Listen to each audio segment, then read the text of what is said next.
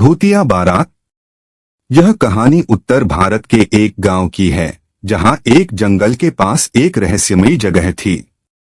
इस जगह को लोग भूतिया जंगल कहते थे।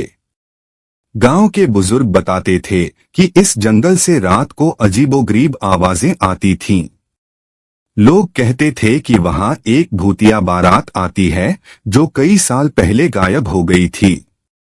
यह कहानी उसी बारात और उससे जुड़े रहस्य। गांव में रामदीन नाम का एक गरीब किसान था। उसकी बेटी सुमन बहुत सुंदर और गुणवान थी। जब सुमन की शादी तय हुई तो पूरे गांव में खुशी का माहौल था। रामदीन ने अपनी हैसियत से ज्यादा खर्च करके शादी की तैयारियां की। शादी का दिन आया और दूल्हा रामपाल अपनी बारात लेकर गांव की ओर निकला। बारात बहुत धूमधाम से निकल रही थी। लोग नाच गाना कर रहे थे और ढोल ताशे बज रहे थे। बारातियों ने तय किया कि वे जंगल के रास्ते होकर गांव जल्दी पहुंचेंगे ताकि रात में किसी परेशानी का सामना न करना पड़े। जैसे ही बारात जंगल में पहुंची, अचानक मौसम बदलने लगा। तेज हवा चलने लगी और आसमान में बादल घिर आए। बारातियों को यह देखकर थोड़ा डर लगा, लेकिन वे अपने उत्साह में आगे बढ़ते रहे। तभी अचानक ढोल की आवाजें धीमी हो गईं और जंगल में एक अजीब सी खामोशी छा गई। बारातियों ने देखा कि आगे एक बूढ़ा आदमी खड़ा था। उसने बारात को रुकने का इशारा किया और कहा, इस जंगल में मत जाओ, यह जगह श्रापित है। यहाँ पहले भी कई लोग अपनी जान गंवा चुके हैं, लेकिन बारातियों ने उसकी बात को मजाक समझा और आगे बढ़ गए। जंगल के बीच में पहुंचते ही उन्हें एक दुल्हन दिखाई दी। वह सफेद लिबास में थी और बेहद सुंदर लग रही थी, लेकिन उसका चेहरा अजीब था, जैसे वह इंसान न होकर कुछ और हो। दूल्हा रामपाल ने पूछा, तुम कौन हो और यहाँ क्या कर रही हो?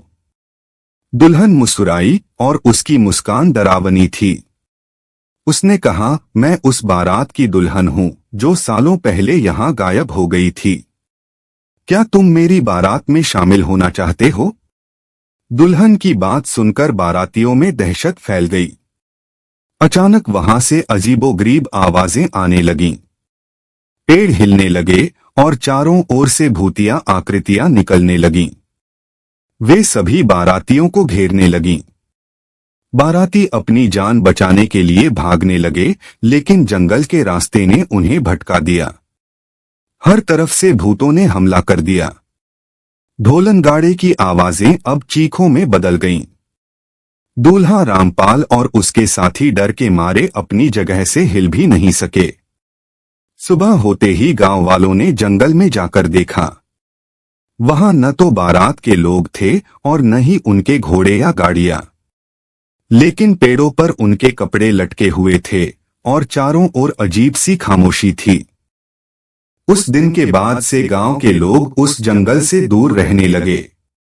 उन्होंने उस जगह को भूतिया बारात का रास्ता कहना शुरू कर दिया। आज भी लोग कहते हैं कि यदि आप उस रास्ते से गुजरें तो आपको रात के समय ढोल और नगाड़े की आवाजें सुनाई देंगी। कुछ लोग कहते हैं कि उन्होंने वहां बारातियों की परछाइयां देखी हैं। इस कहानी ने पूरे गांव में डर का माहौल बना दिया।